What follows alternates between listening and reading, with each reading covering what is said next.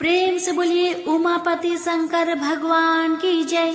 प्यारे भक्तगणों, आज है माघ महीने की शुक्ल पक्ष की सोमवार का दिन और आज मैं आप सभी को सुनाने जा रही हूँ भोलेनाथ और माता पार्वती की बड़ी ही दुर्लभ कथा। इस कथा को जो भी भक्त श्रद्धा भक्ति के साथ पूरा भोलेनाथ के चरणों में ध्यान लगाकर श्रवण करता है, उसकी सभी मनोकामना अवश्य पूर्ण होती है। प्रेम से बोलिए उमापति शंकर भगवान की जय। आप श्रवण करें कथा। एक बार पार्वती माता भगवान शिव शंकर के साथ पद यात्रा पर विश्व भ्रमण के लिए निकली। विश्व में अनेक स्थान घूमने के बाद पार्वती माता थक गई और भगवान शिव से थोड़ी देर विश्राम करने को कहा। भगवान शिव ने विश्राम करने के लिए हामी भरी और दोनों एक पीपल के पेड़ के नीचे बैठ गए।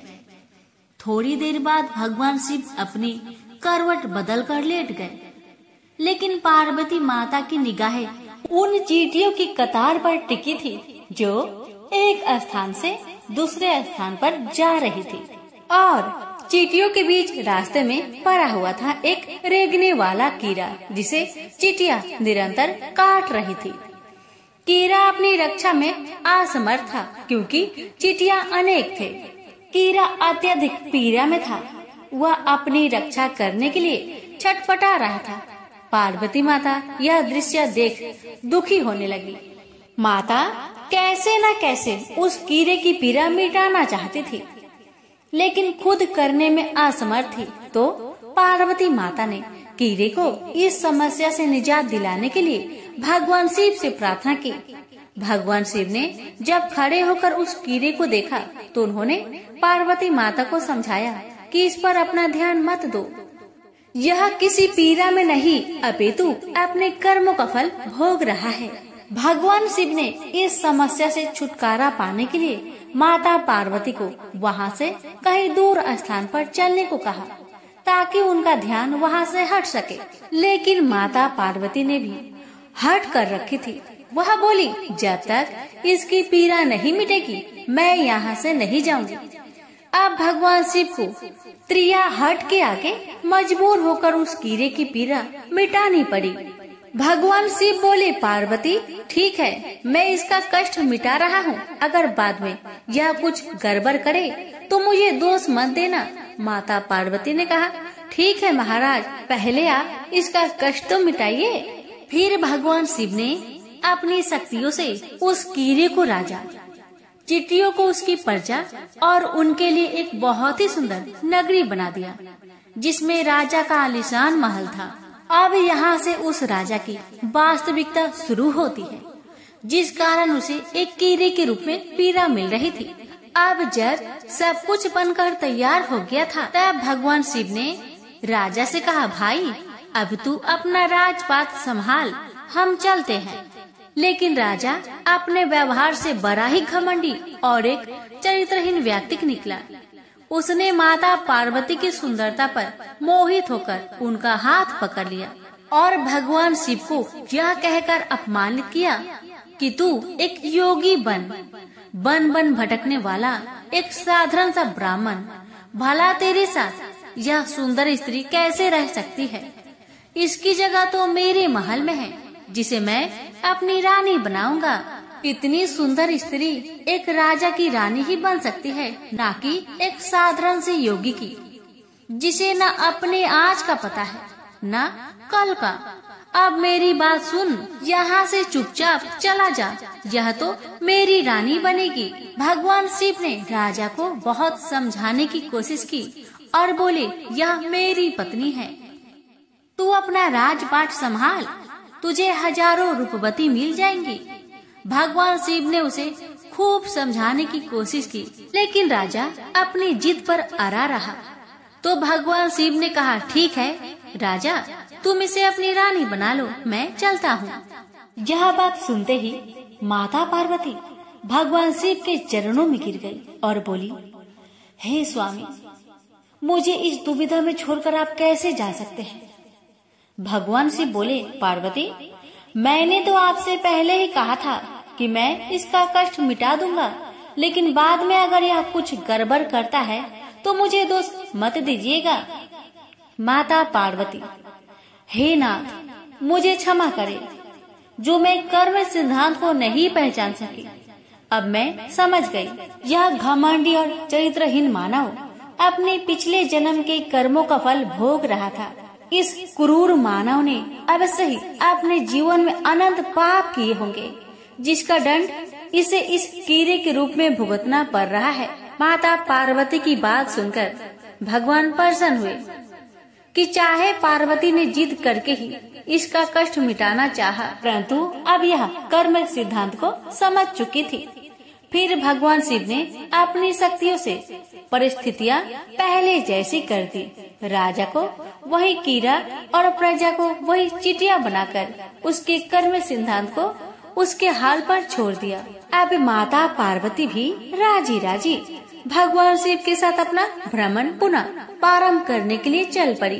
तो प्रेम से बोलिए, उमापति शंकर भगवान की जय। हर हर महादेव, माता पार्वती की जय। कथा अच्छी लगे तो दूसरों को शेयर करना ना भूले। तो आइए श्रवण करें एक अन्य कथा। शिव पुराण के अनुसार प्राचीन काल में शिलाद नाम के एक ऋषि थे। उन्होंने भगवान शिव की तपस्या की थी, जिसके बाद भगवान शिव ने उनको नंदी के रूप में पुत्र दिया था। एक बार शिलाद ऋषि के आश्रम में मित्र और वरुण नामक दो संत आए थे, जिनकी सेवा का जिम्मा शिलाद ऋषि ने अपने पुत्र नंदी को सौंपा था। नंदी ने पूरी श्रद्धा से दोनों संतों की सेवा की। संत जब आश्रम से जाने लगे तो उन्होंने शिलाद ऋषि को दीर्घ आयु होने का आशीर्वाद दिया, पर नंदी को नहीं दिया। इस बात से शिलाद ऋषि परेशान हो गए। अपनी परेशानी को उन्होंने संतों से बात का कारण पूछा। तब संत पहले तो सोच में पड़ गए, पर थोड़ी देर बाद उन्होंने कहा, नंदी अल्प आयु है। यह सुनकर मानो शिलाद ऋषि बहुत परेशान हो गए। ऋषि बहुत परेशान रहने लगे। एक दिन पिता की चिंता को देखते हुए नंदी ने उनसे पूछा, क्या बात है, आप इतना परेशान क्यों है पिताजी? शिलाद ऋषि नंदी की उन संतों की कही हुई बातों को बता दिया। नंदी ने जब पिता की परेशानी का कारण सुना तो वह बहुत जोर से हंसने लगे और बोले, भगवान शिव ने मुझे आपको दिया है, ऐसे में मेरी रक्षा करना भी उनकी ही जिम्मेदारी है, इसलिए आप परेशान न हो। नंदी पिता को शांत करके भुवन नदी के किनारे भगवान शिव की तपस्या करने लगे। दिन रात तप करने के बाद नंदी को भगवान शिव ने दर्शन दिए। शिव जी ने कहा कि क्या इच्छा है तुम्हारी वत्स? नंदी ने कहा, मैं ताउम्र सिद्ध आपके सानिध्य में ही रहना चाहता हूँ। नंदी से खुश होकर शिव जी ने नंदी को गले लगा लिया। शिव जी ने नंदी को बैल का रूप में देखकर उन्हें अपना वाहन, अपना मित्र, अपने गणों से सबसे उत्तम रूप में स्वीकार कर लिया। इसके बाद ही शिव जी के मंदिर के बाद से नंदी के बैल रूप को स्थापित किया जाने लगा। तब से लेकर आज तक जहाँ जहाँ शिव जी मौजूद रहते हैं, वहाँ नंदी की उपस्थिति अनिवार्य है। तो प्रेम से बोलिए, उमापति शंकर भगवान की जय, नंदी बाबा की जय। बहुत पहले की बात है, जब भगवान शिव के पास कोई वाहन नहीं था। वो पैदल ही जंगल पर्वत की यात्रा करते थे। एक दिन माँ पार्वती उनसे बोली, आप तो संसार के स्वामी हैं, क्या आपको पैदल यात्रा करना शोभा देता है? इस पर भोलेनाथ ने हंसते हुए कहा कि देवी, हम तो रमते जोगी हैं, हमें वाहन से क्या लेना देना? भला साधु भी कभी सवारी करते हैं? इसके जवाब में माँ पार्वती ने दुखी होकर कहा कि जब आप शरीर पर भस्म लगाकर, बालों की जटा बांधकर नंगे पांव कांटे भरे पथ पे चलते हैं तो मुझे बहुत दुख होता है, इसलिए एक वाहन रख लेना चाहिए। शिव जी ने उन्हें बार बार समझाया, परंतु वह अपनी जिद पर अड़ी रही। वह हर हालत में शिव जी के लिए सवारी चाहती थी। अंततः भोलेनाथ मान गए। अब प्रश्न यह था कि किसे अपना वाहन बनाया जाए। उन्होंने देवताओं को बुलावा भेजा। नारद मुनि ने सभी देवों तक उनका संदेश पहुंचाया। अन्य देवताओं को चिंता सताने लगी कि कहीं भगवान शिव उनके वाहन को न ले ले, इसलिए वे कोई न कोई बहाना बनाकर अपने महलों में बैठे रहे। माता पार्वती परेशान थी। भगवान शिव ने जब देखा कि कोई देवता नहीं पहुँचे तो उन्होंने एक हुक्कार लगाई। इस पर जंगल के सभी पशु पंछी आ पहुँचे। भोलेनाथ ने उनसे कहा कि देवी पार्वती चाहती है कि मेरे पास कोई वाहन होना चाहिए। तुम में से मेरा वाहन कौन बनना चाहता है? लगभग सभी पशु पंछी तैयार हो गए। वे खुशी से झूमने लगे। सबसे पहले छोटा सा खरगोश खुदक कर आगे बढ़ा और उसने कहा कि प्रभु, मुझे अपना वाहन बना लीजिए, मैं बहुत मुलायम हूँ। इस पर सभी खिलखिलाकर हंसने लगे। इस बात से शेर ने गुहारते हुए कहा कि खरगोश, मेरे होते तेरे सामने आकर बोलने की हिम्मत कैसे हुई? डरकर खरगोश चुपचाप कोने में डुबक गया। शेर ने भोलेनाथ से कहा कि प्रभु, मैं जंगल का राजा हूँ, शक्ति में मेरा कोई सामना नहीं कर सकता, मुझे अपनी सवारी बना लीजिए। शेर की बात समाप्त होने से ही पहले हाथी बीच में बोल पड़ा, मेरे अलावा और कोई इस काम के लिए ठीक नहीं है प्रभु। मैं गर्मी के मौसम में अपने सुर में पानी भरकर महादेव को नहलाऊंगा।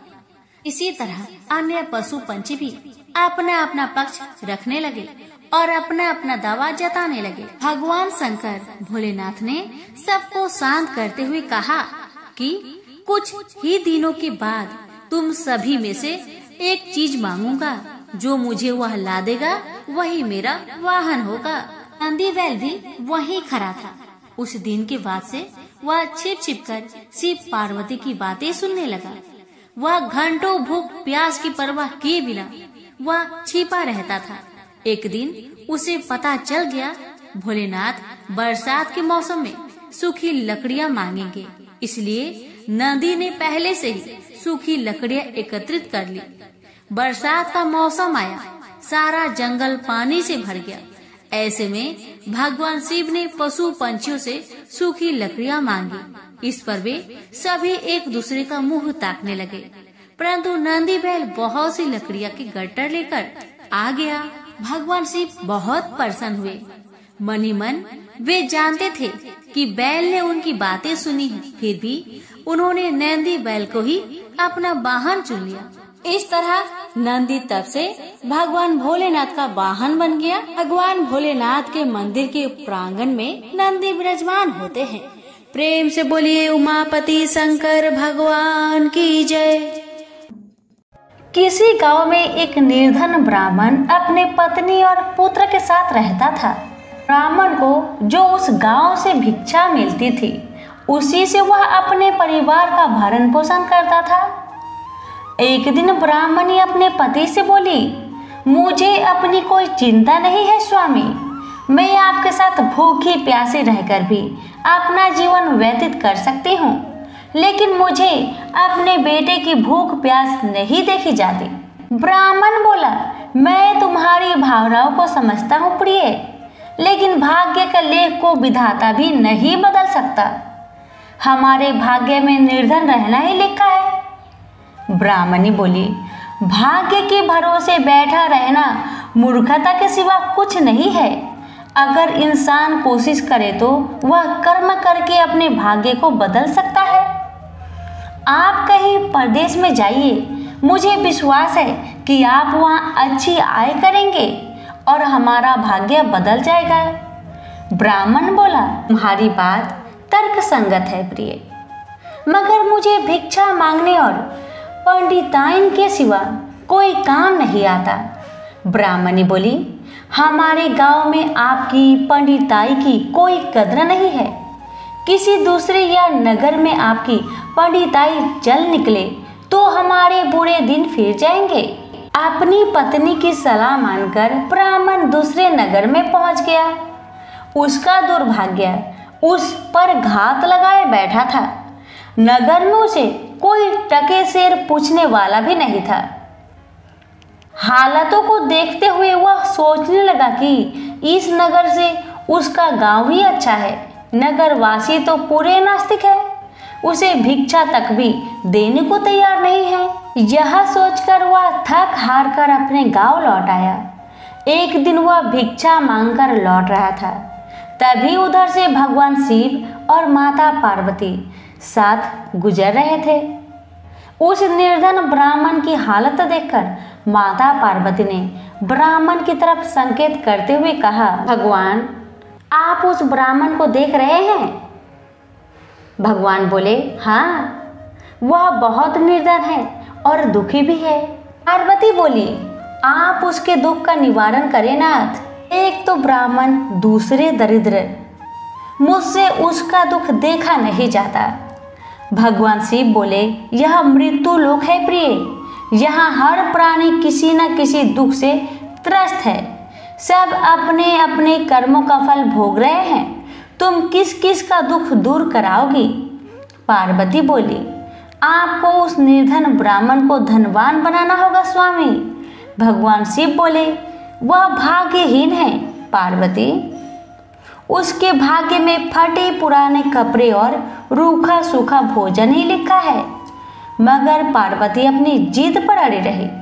अंत में हार कर शिव को पार्वती की बात माननी पड़ी। उन्होंने उस रास्ते में, जिस रास्ते से ब्राह्मण जा रहा था, सोने की एक ईंट डाल दी। अचानक ब्राह्मण को क्या सूझा, उसने सोचा कि वह आंखें बंद करके कितनी दूर तक चल सकता है। यह सोचकर वह अपनी आंखें बंद करके चलने लगा और सोने की ईंट के बिल्कुल समीप से होकर आगे गुजर गया।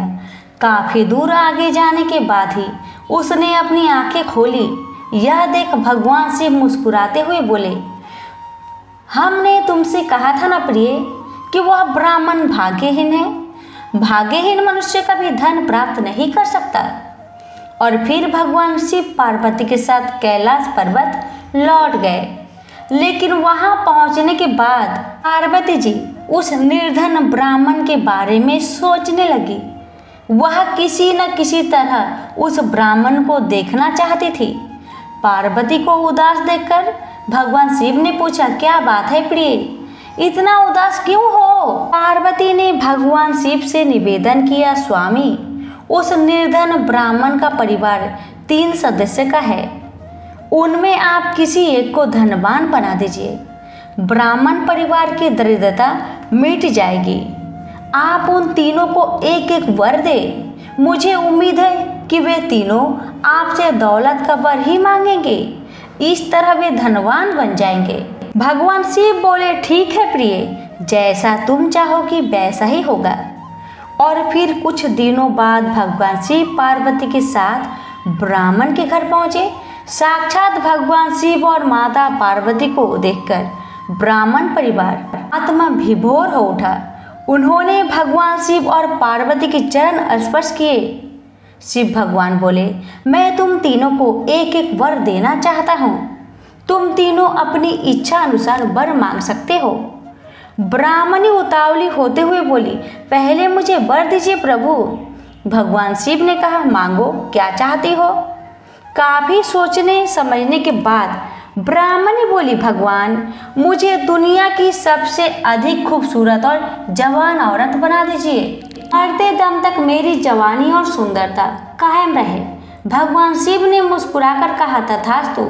अगले ही पल बूढ़ी ब्राह्मण एक जवान और खूबसूरत युवती के रूप में बदल गई। उसी समय उनके घर के सामने से एक गांव के जमींदार का पुत्र गुजर रहा था, जो घोड़े पर सवार था। उसने खूबसूरत ब्राह्मणी को देखा तो उस पर मुग्ध हो उठा। वह इस खूबसूरत ब्राह्मणी से शादी करेगा। यह सोचकर उसने उसे अपने घोड़े पर बैठाया और घोड़ा अपनी हवेली की तरफ ले दौड़ा। यह देख ब्राह्मण अपनी छाती पीटते हुए विलाप करने लगा, हाय मेरी पत्नी। भगवान शिव ने कहा, रो मत ब्राह्मण श्रेष्ठ, तुम भी मुझसे कोई वर मांग लो, जो मांगोगे तुम्हें मिलेगा। भगवान शिव सत्वाना देते हुए बोले, मेरी पत्नी को वापस बुला लीजिए प्रभु, मुझे इसके सिवा कुछ भी नहीं चाहिए। ब्राह्मण ने निवेदन करते हुए कहा। भगवान शिव बोले, तथास्तु। देखते ही देखते ब्राह्मण वहां खड़ी थी। अपनी पत्नी को अपने सामने देखकर ब्राह्मण राहत की सांस ली। भगवान शिव ने ब्राह्मण के पुत्र से कहा, तुम क्या वर मांगना चाहते हो बेटा? ब्राह्मण पुत्र ने काफी सोचने समझने के बाद कहा, भगवान मुझे कुछ नहीं चाहिए, लेकिन आप मेरे माँ को पहले जैसे बूढ़ी बना दीजिए। भगवान ने कहा, तथास्तु। भगवान शिव ने कहा और अगले ही पल ब्राह्मणी पहले के समान बूढ़ी हो गई। ब्राह्मण परिवार की मूर्खता पर पार्वती ने अपने माथा पीट लिया। सोचने लगी कि तीनों ही वास्तव में ही भाग्यहीन हैं। विधि ने उनके भाग्य में जो लिख दिया है उसे देवी देवता भी नहीं बदल सकते। प्रेम से बोलिए उमापति शंकर भगवान की जय। प्राचीन काल में नंदी नामक वैश्या अपनी नगरी के एक धनी मानी और प्रतिष्ठित पुरुष थे। वे बड़े सदाचारी और वर्णाश्रमोचित धर्म का दृढ़ता से पालन करते थे। प्रतिदिन श्रद्धा भक्ति पूर्वक भगवान शंकर की पूजा करने का तो उन्होंने नियम ही ले रखा था। जिस मंदिर में नंदी वैश्य पूजा करते थे वह बस्ती से कुछ दूर जंगल में था। एक दिन की बात है कि कोई की रात शिकार खेलता हुआ उधर से निकला। वह प्राणियों की हिंसा करता था। उसकी बुद्धि जट प्राय थी। उसमें विवेक का लेश भी नहीं था। दोपहर का समय था। वह भूख प्यास से व्याकुल हो रहा था। मंदिर के पास आकर वहां के सरोवर में उसने स्नान किया और जलपान करके अपनी प्यास बुझाई। जब वह वहां से लौटने लगा तब उसकी दृष्टि मंदिर पर पड़ी और उसके मन में यह इच्छा हुई कि मंदिर में चलकर भगवान का दर्शन कर लूं। उसने मंदिर में जाकर भगवान शिव का दर्शन किया और अपनी बुद्धि के अनुसार उनकी पूजा की। उसने कैसी पूजा की होगी इसका अनुमान सहज ही लग सकता है। न उसके पास पूजा की सामग्री थी और न वह उसे जानता ही था कि इस सामग्री का उपयोग किस विधि से किया जाता है। यह जानने की भी उसे आवश्यकता नहीं प्रतीत हुई कि उसने देखा कि लोगों ने स्नान कराकर बेलपत्र आदि चढ़ाए हैं। उसने एक हाथ से बेलपत्र तोड़ा, दूसरे हाथ में मांस पहले से ही था। गंडूस जल से स्नान कराकर उसने बेलपत्र और मांस चढ़ा दिया। भील मांस भोजी था। उसको इस बात का पता नहीं था कि देवता को मांस नहीं चढ़ाना चाहिए। यही काम यदि कोई जानबूझकर करे तो वह दोष का भागी होता है, परंतु उसने तो भाव से अपनी शक्ति और ज्ञान के अनुसार पूजा की थी। बड़ा आनंद आया उसे। प्रेम मुक्त होकर वह शिवलिंग के सम्मुख साष्टांग दंडवत करने लगा। उसने दृढ़ता से यह निश्चय किया कि आज से मैं प्रतिदिन भगवान शिव का पूजा करूंगा। उसका यह निश्चय अविचल था क्योंकि यह उसके गंभीर अंतःस्थल की प्रेरणा थी। दूसरे दिन प्रातःकाल नंदी वैश्य पूजा करने आए। मंदिर की स्थिति देखकर वे अवाक रह गए। कल की पूजा इधर उधर बिखरी पड़ी थी। मांस के टुकड़े भी इधर उधर पड़े थे। उन्होंने सोचा, यह क्या हुआ? मेरी पूजा में ही कोई त्रुटि हुई होगी जिसका यह फल है। इस प्रकार मंदिर को भ्रष्ट करने वाला विघ्न तो कभी नहीं हुआ था। अवश्य ही मेरा दुर्भाग्य है। यही सब सोचते हुए उसने मंदिर की सफाई किया और पुनः स्नान आदि करके भगवान की पूजन की। घर लौटकर उन्होंने पुरोहित से सारा समाचार कह सुनाया और बड़ी चिंता प्रकट हुई। पुरोहित को क्या पता था कि इस काम में भी किसी की भक्ति भाव से हो सकता है। उन्होंने कहा, अवश्य ही यह किसी मूर्ख का काम है, नहीं तो रत्नों को इधर उधर बिखेर कर भला कोई मंदिर को अपवित्र एवं भ्रष्ट क्यों करता। चलो कल हम भी तुम्हारे साथ चलेंगे और देखेंगे कि कौन दुष्ट ऐसा काम करता है। अगले दिन प्रातः काल नंदी वैश्य अपने पुरोहित के साथ लेकर शिव मंदिर पहुंच गए। देखा वही हालत आज भी थी।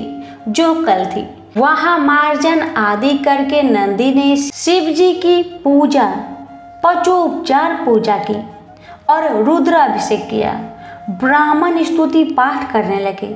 वेद मंत्रों की ध्वनि से वह जंगल गूंज उठा। सबकी आंखें लगी हुई थी कि देखो मंदिर को भ्रष्ट करने वाला कब किधर से आता है। दोपहर के समय की रात आया। उसकी आकृति बड़ी भयंकर थी। हाथों में धनुष बांध लिए। भगवान शिव की कुछ ऐसी ही लीला थी कि किरात को देखकर सब के सब डर गए और एक कोने में जा छिपे। उनके देखते देखते किरात ने उनकी की हुई पूजा नष्ट भ्रष्ट कर दी। एक गडूस जल से स्नान कराकर बेलपत्र और मांस चढ़ाया। जब वह साष्टांग प्रणाम करके चला गया तब नंदी वैश्या और ब्राह्मणों की जी में जी आया और सब बस्ती में लौट आए। नंदी को व्यवस्था मिली कि उस लिंग मूर्ति को ही अपने घर ले जाना चाहिए। व्यवस्था के अनुसार शिवलिंग वहां से उखाड़ लाया गया और नंदी वैश्या के घर विधि पूर्वक उसकी प्रतिष्ठा की गई। उनके घर सोने और मणि रत्नों की कमी तो थी ही नहीं। संकोच छोड़कर उनका उपयोग किया। प्रतिदिन नियम अनुसार किरात अपने समय पर भगवान शंकर की पूजा करने आया, परंतु मूर्ति को ना पाकर सोचने लगा, यह क्या, भगवान तो आज है ही नहीं। मंदिर का एक एक कोना छान डाला। एक एक छिद्र को उसने ध्यानपूर्वक देखा, परंतु सब व्यर्थ है। उसके भगवान उसे नहीं मिले। किरात की दृष्टि में वह मूर्ति नहीं थी, स्वयं भगवान थे। अपने प्राण के लिए वह भगवान की पूजा नहीं करता था, किंतु उसने अपने प्राणों को उन पर निछावर कर रखा था।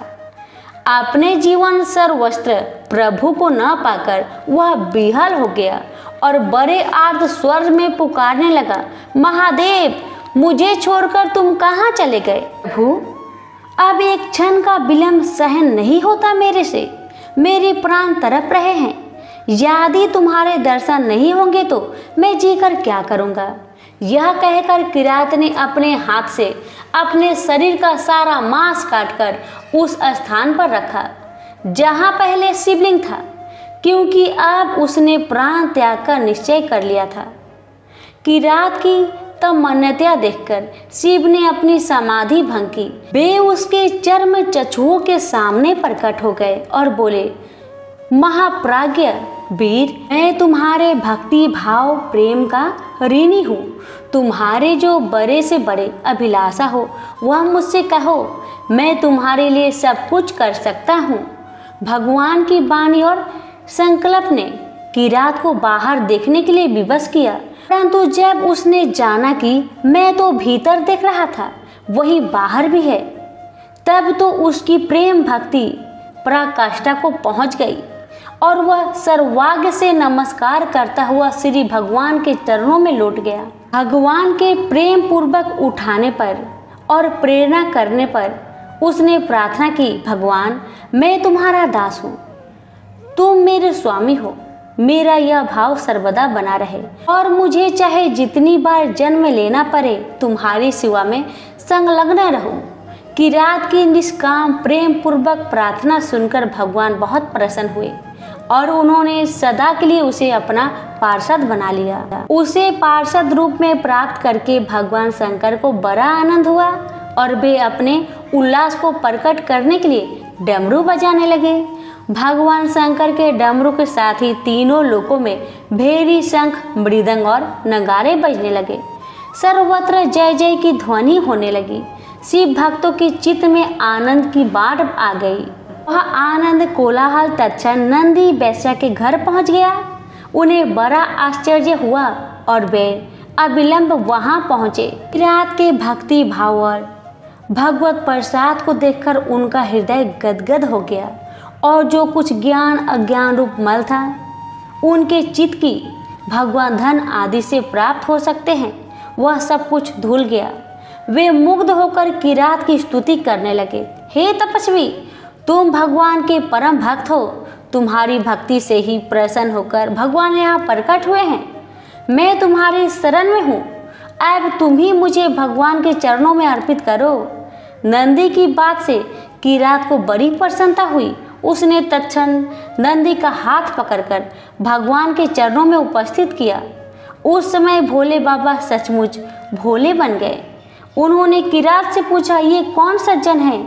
मेरे गनों में इन्हें लाने की क्या आवश्यकता थी? किरात ने कहा, प्रभु ये आपके सेवक है, प्रतिदिन रत्न माणिक्य से आपकी पूजा करते थे। आप इनको पहचानिए और स्वीकार कीजिए। शिव ने हंसते हुए कहा, मुझे तो इनकी बहुत कम याद पड़ती है। तुम तो मेरे प्रेमी हो, सखा हो, परंतु ये कौन है? देखो भाई, जो निष्काम है, निष्कपट है और हृदय से मेरा स्मरण करते हैं, वे ही मुझे प्यारे हैं और मैं उन्हीं को पहचानता हूँ। किरात ने प्रार्थना की, भगवान मैं आपका भक्त हूँ और यह मेरा प्रेमी है। आपने मुझे स्वीकार किया और मैंने इसे। हम दोनों ही आपके पार्षद हैं। अब तो भगवान शिव को बोलने के लिए कोई स्थान ही नहीं था। भक्त की स्वीकृति भगवान की स्वीकृति से बढ़कर होती है। किरात के मुख से यह बात निकलते ही सारे संसार में फैल गई। लोग सत सत मुख से प्रशंसा करने लगे कि किरात ने नंदी वैश्य का उद्धार कर दिया। उसी समय बहुत से ज्योतिर्मय विमान वहां आ गए। भगवान शंकर का रुपया प्राप्त करके दोनों भक्त उनके साथ कैलाश गए और मां पार्वती के द्वारा उत्कृत होकर वहीं निवास करने लगे। ये ही दोनों भक्त भगवान शंकर के गणों में नंदी और महाकाल के नाम से प्रसिद्ध हुए। इस प्रकार नंदी की भक्ति के द्वारा किरात की भक्ति को उत्तेजित करके और किरात की भक्ति के द्वारा नंदी की भक्ति को पूर्ण करके आशुतोष भगवान शिव ने दोनों को स्वरूप दान कर लिया और कृत्य बनाया। तो सभी प्रेम से बोलिए उमापति शंकर भगवान की जय। कथा को लाइक शेयर जरूर करें। भगवान आपकी और हमारी सभी की मनोकामना को पूर्ण करें। धन्यवाद।